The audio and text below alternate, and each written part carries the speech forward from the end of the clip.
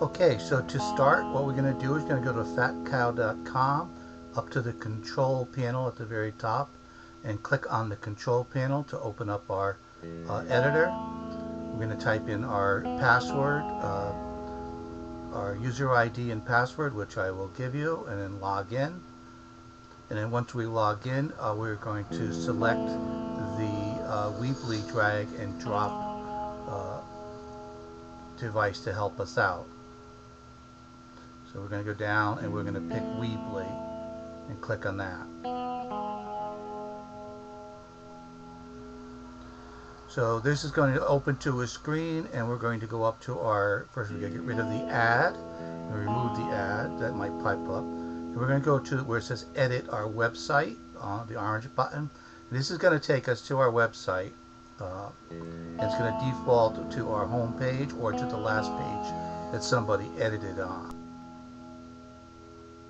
You can see here that we have our sample web page. It happens to be on the home sample, but we have different buttons at the top that allow us to do different things. We are not going to use anything but the current pages we're on.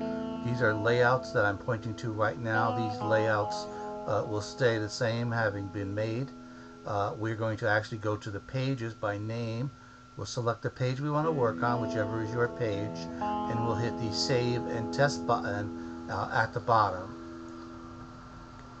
So now we have our sample page that we're going to work on. I've already created a 3-column template for us, but we would strictly use the build function. We will not be using anything but the build function. You can see I clicked on the add a title and dragged it below the 3 columns I have. You notice we're making boxes. I'm going to put a box underneath the edit title box, and we're going to show it where I can put text in. Okay, so I'm dragging a image with text box into that underneath the previous box I created.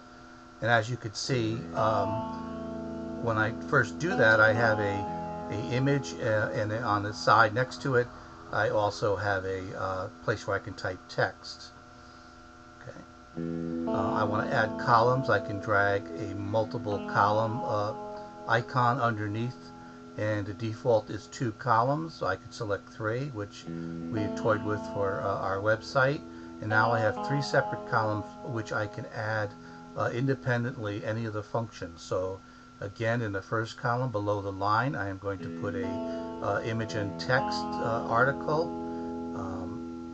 and I could download an image there. I am going to take just a text icon, and I'm going to put that in the next column.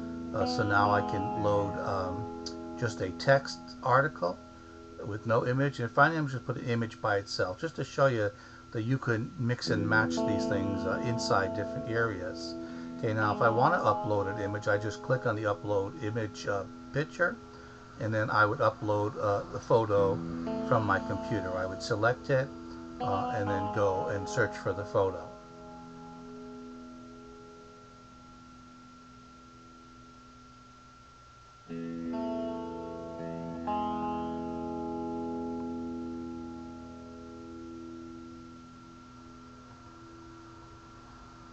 So I'm selecting a website folder and then the CPS folder, and on the inside of the CPS I have some image folders from previous websites that we've done. I'm just going to grab an image to put in there. I think I'll put Bob Jacobs' photo, which we have right here, and I'll select it and say open, and that will put Bob's photo into the box. And I could type text next to it, and also I could change the type of text I'm putting next to it. In this case, I'm going to just drag a title in there also, so that I can have a title above the page. If I make a mistake, I want to move something, I could grab the handlebar, the little buttons on the top, or that I can actually hit on the X on the far right hand side to delete something. So there, I just deleted that box I was going to add.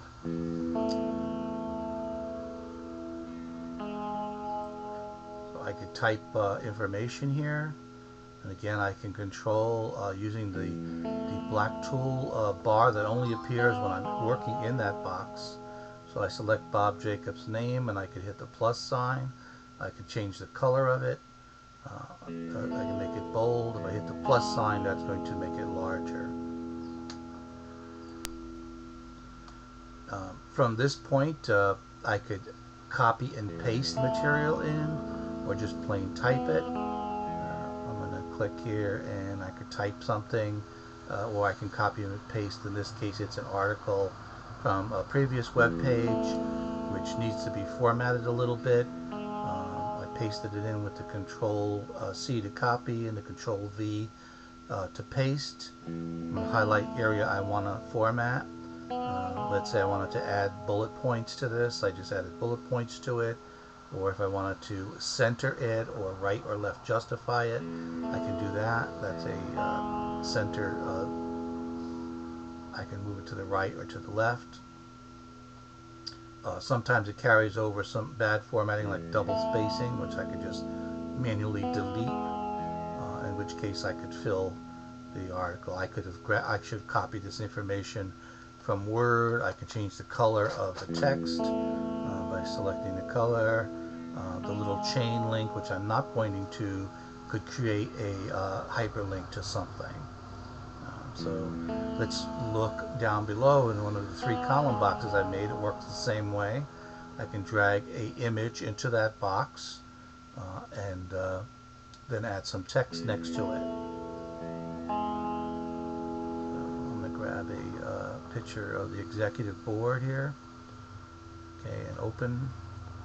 And again, it's going to put the picture in at a certain size. Now we only have so much room in this this column that we've created, and the default is to put the cursor up at the top on the right hand side of the picture, and I can type down there, but I can't fit very much in there. So I might decide to type below it, which I'm doing right here, but if that's unsatisfactory, I could change the size of the picture and make it a little smaller. If it wasn't enough room to work here, I would have to go to maybe a 2-column setup or a 1-column setup a box instead of using this 3 that we're using right here. Okay. So I now can type. I'm typing in just the text box. Say it's a new article, could go there.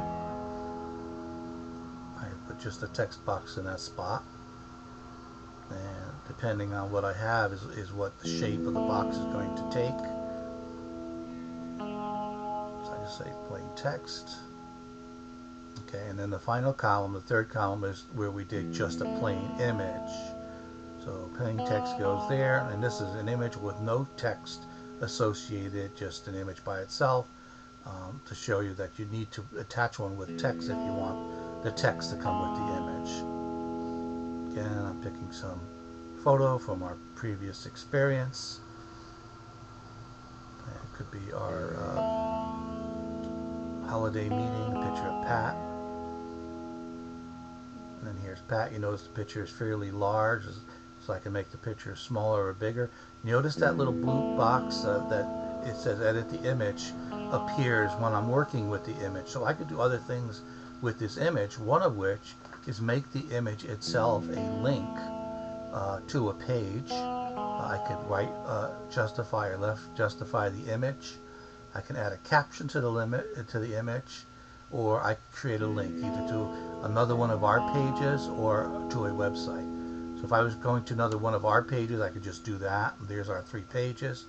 I select which one I wanted to and save it, or I could have just as easily added a outside web link instead, and in this case I would put a website by typing it in or cutting and pasting the website address, so I could send an image, use an image as a link to something. I can also link text, of course, like we've done previously.